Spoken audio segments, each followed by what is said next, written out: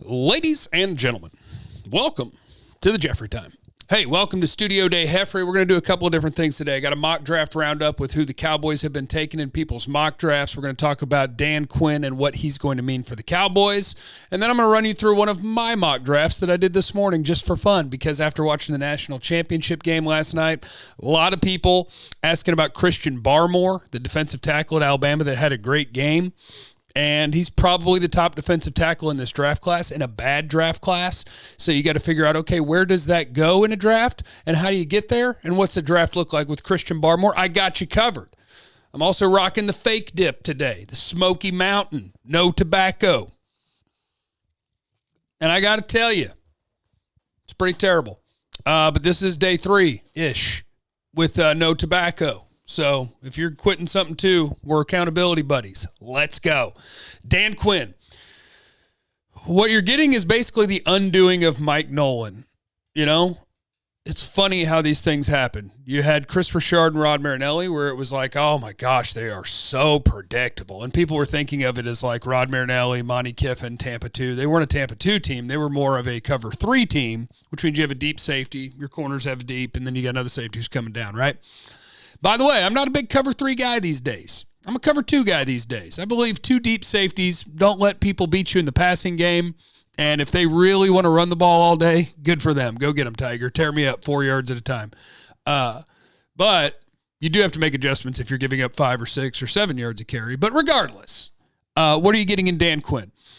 You are getting a guy that I believe is going to come in here and primarily attempt to get pressure with 4 guys. Problem that Dan Quinn is going to run into is that the Cowboys don't have the players to run what you're thinking they're going to run, right? Seattle, Legion of Boom.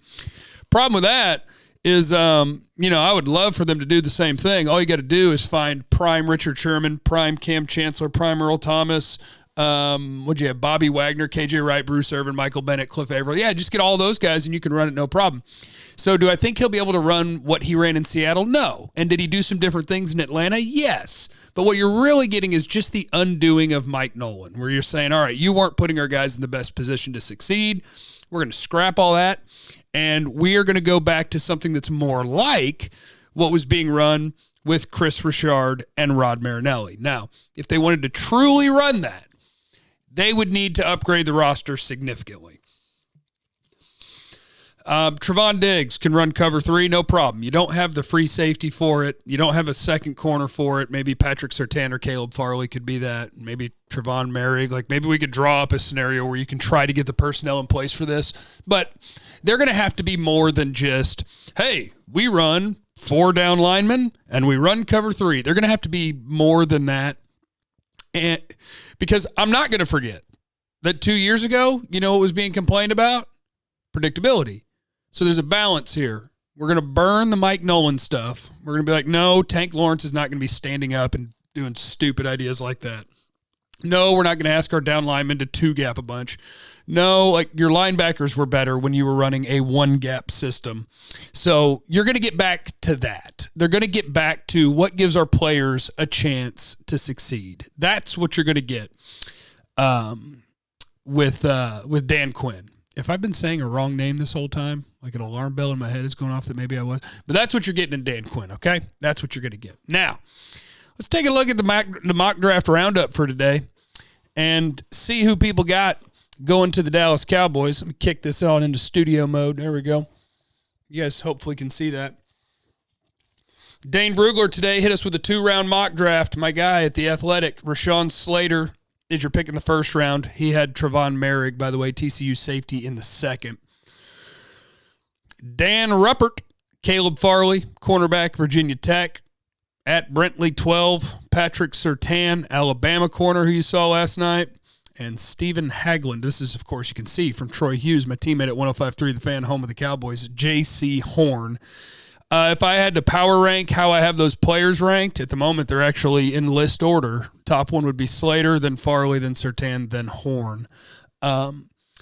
I wouldn't have a massive problem with any of those picks because corner is such a valuable position. I got no problem picking it in the top 10. Offensive tackle is an important enough position. I got no problem picking it in the top 10. So in the mock draft roundup, I got no problems, no qualms with any of those names. But we'll see. because you know what my real dream is? Of course you guys do. My real dream is always to trade down, right? Let me get this a little bigger for you before I pop it on the screen. This is what I did this morning. A lot of people watched the national championship. Boy, I got to tell you, this fake dip really falls apart on you. It's not good. It's not good at all. There's some bubble gum. I can go to the store. So this is what I did this morning. As you can see, it required about 900 trades, and I think all of them might have been with Jacksonville. Maybe not. I don't remember. But I confused the simulator enough that it actually referred to my final pick as the Jacksonville Cowboys. But people were asking me about, hey, where do you pick Christian Barmore? He was the defensive tackle for Alabama last night that was making a bunch of plays. And the answer is Christian Barmore's a weird prospect because Christian Barmore wasn't even a full-time starter, doesn't play a ton of snaps for Alabama, but he has some of everything you want in a defensive tackle. He's got some pass rush. He's got some explosiveness. He's got power. So he has a little bit of everything that you want, which I believe, assuming he declares for the draft, is going to make him the top defensive tackle in this draft class because it's not a great one. So if you wanted to pick him, my guess is Christian Barmore is going to go somewhere between like 20 and 40, maybe as high as 15 or so, because it's not often you just see no D tackles go for like 30 or 40 picks. So I'll say you need to get into the 20s. And then that was Jacksonville's pick. I took Jacksonville's pick. I got Barmore there. Jalen Phillips, pass rusher from Miami. Tyson Campbell, corner from Georgia. He's 6'2". He runs. That's what teams want in corners these days is you want the big boys who can freaking run. Baron Browning, who you saw last night, get the sack fumble, right, for Ohio State. And Tyler Shelvin, 345-pound nose tackle from LSU. So that was my little fun mock that I did today. All right, let's get to your mailbags. Your mailbags. I don't know how long this is going to last, because this stuff is moving all over. It's nasty. Braden Cox, where does Shaun Wade stand now, Jeff, after the national title game? Right where he did going into that game. Shaun Wade has not been good for Ohio State as a cornerback playing the outside this year. He was viewed as a good prospect playing the slot last year. Outside corner is not for him. And I think NFL teams are all going to agree on that. And it's just a matter of where you're going to pick him to try to go backwards and either put him back in the slot or try him at safety. And I think for Shaun Wade, the answer is probably somewhere around the third round is probably where Shaun Wade is going to go. So that's that. Brandon, will Dan Quinn as our DC, does this change your opinion on drafting Micah Parsons? Last year, I believe you were fine with us drafting Isaiah Simmons. What's the main differences in Parsons and Simmons that would make you disappointed if he was to pick at 10? Simmons was a jack of all trades now. Simmons would go out there and cover.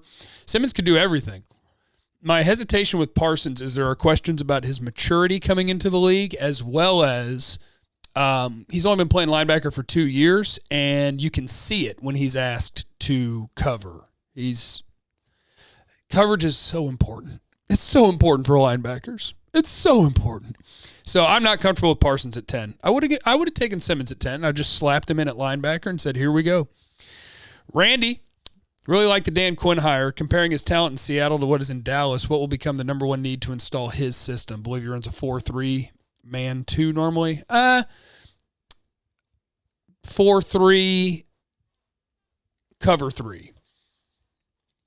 So if you wanted it to look like Seattle, and you can't because you don't have the players, you would need to upgrade pretty much everything. You would need, 2 big, long corners that can play the ball. You would need a true free safety that can cover up people's mistakes. You would need the enforcing strong safety that's down in the box, but it's a different game now. So I don't think you want to always be playing a safety down. So they'll figure it out. Dan Quinn will figure it out. He's smart. Players really like him. John, what key positional groups or traits that a DC like Dan Quinn will look for? Will they still value a big guy up front to stop the run? Love the show, and thanks for the heads up on draft simulators. I'm semi-addicted. What they're going to be looking for is, at least according to his history, is wanting to get the majority of his pressure with 4 people. And you've seen this before. Chris Richard worked with Dan Quinn. Chris Richard was, same stuff. So you've seen it before. I just need a less predictable version, and you don't have to be strictly relying on cover 3 all the time. Mix it up a little bit. Sorry. Did you guys know that quitting tobacco can make you cough? I was looking at my symptoms last night. It's tough. Hey, Jeff, that wing recipe was I talking about a wing recipe that I never got around to? Wing recipe. It is called, the dry rub is called Hardcore Carnivore Red. That is the first rub that I put on there the night before. Get that rub on there, and then you sprinkle it with something called clucker dust. That adds a little bit of heat to it. Let that sit there overnight. And then I cook them at about 275 degrees on the smoker. 2 chunks of hickory. And I let the internal temp get to about 185 before I pull them off, and it's delicious. Hey, man, I'm 53. This is Finster. Been chewing since college. Quit about 10 months ago. Like you, if I was awake, I had a dip in. It can be done. After 3 months, you'll start to forget all about it. I don't have any quitting advice for you. I just went cold turkey. What a badass. I have a patch on and fake dip. Is that a bucket cup? Where do I find one of those from Nichols? Yeah, this is a bucket. Oh, there's my cup. It's my bucket cup. It's from a place called Benny's on the Beach in Florida when I was down there seeing Amanda. So I don't know where you'd get a bucket cup other than the one that I have. Watching the Bama game, Barmore looks like a game changer. Draft at 10 or trade back. I just showed you the mock draft, how you get Barmore. And watching the championship game, Devontae Smith has gone 12, 215, 3 touchdowns at half. How do we trick Adam Gase into not picking him at 6? Adam Gase is not going to be the head coach of the Eagles. Not that he could fall past the Falcons at 4, especially with Julio on the trade block. I'd rather not have that beast in the East. He might go 3. Devontae Smith might go back to 2 at number 3 overall. Jeff, congrats on trying to give up dip as a fat man. I'm trying to lose weight. This is Robert. It's a slow process, but I hope we both succeed. Great show. If you had to take a corner between Wade and Samuel Jr., who'd you take? It's Asante Samuel Jr. over Sean Wade all day, every day. All right. I appreciate you guys. I love you guys. Remember, mash the like button. Leave a comment for the algorithm. Tell me what you want to hear about tomorrow. We'll take care of that. Make sure you're subscribed. You got the notifications turned on. Check 1053thefan.com every day. And you never know what people are going through. So be cool to everybody. I love you. Bye.